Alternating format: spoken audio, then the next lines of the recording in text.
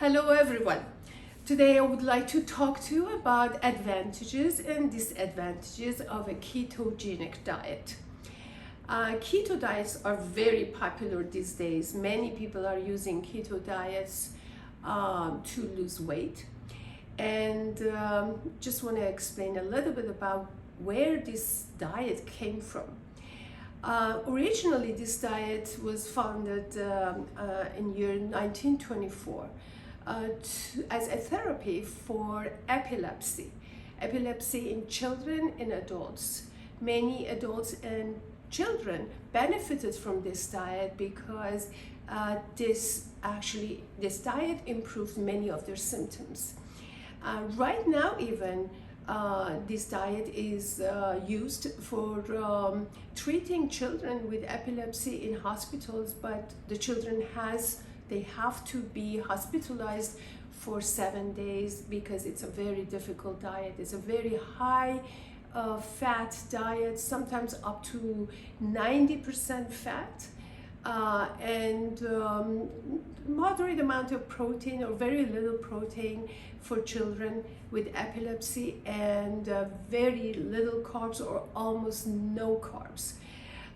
But when people use it for weight loss, they consume less than 50 grams of carbohydrates, and they can have up to 70% of their diet coming from fat and moderate amount of protein.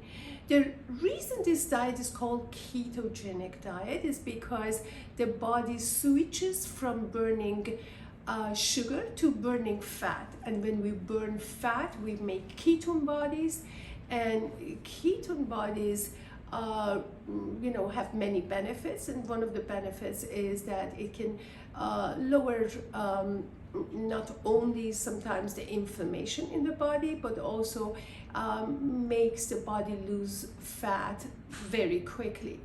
When we compare keto diets to low calorie, low fat diets, we'll see that many studies are showing that in 6 months people lose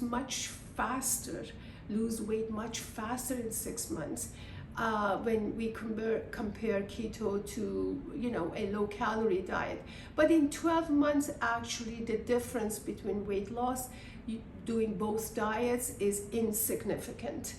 After 12 months, we see that people hit a plateau, and hitting the plateau makes it hard for them to lose more. They have to either really cut calories or increase their physical activity so that they get to a higher metabolism and lose more weight. There are benefits of this diet, and there are disadvantages of this diet's advantages and disadvantages. The advantages of this diet, one is that for people who have pre-diabetes or even are diabetic, actually, it lowers their blood sugar and it lowers their blood insulin.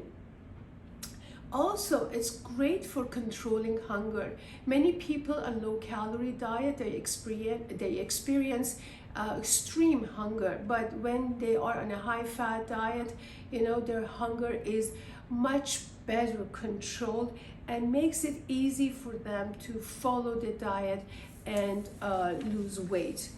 But it's very difficult to sustain this diet, especially that fruits and grains, mainly grains and fruits and starchy vegetables, are cut significantly in this diet, and these foods offer us great nutrients, great vitamins and minerals that are essential for our body, and that's why following this diet can be difficult long term. At the same time, we have to notice that some people can experience high blood cholesterol, and that is a risk for cardiovascular diseases, especially heart attack. But because many people also have higher HDL, then they don't worry so much about the high cholesterol. Long-term studies are not yet there for us to show the consequence of a long-term keto diet on cardiovascular risks, so we're not yet certain about that. In terms of the disadvantages, also many people experience some keto flu. They're kind of very tired to do exercises. Some people experience constipation. Some people experience bad breath because acetone, which is one of the ketones that we produce, makes a kind of like acetone smell in our breath, like many diabetics who have this kind of acetone like breath. So we exhale acetone. That's why we have that bad breath. Now, this diet is not appropriate for people who have high blood uric acid because it increases the uric acid. Also, it's not appropriate for people who experience hypoglycemia, either because of the medications they're using. So for certain people, and with certain conditions, this regime can be high risk.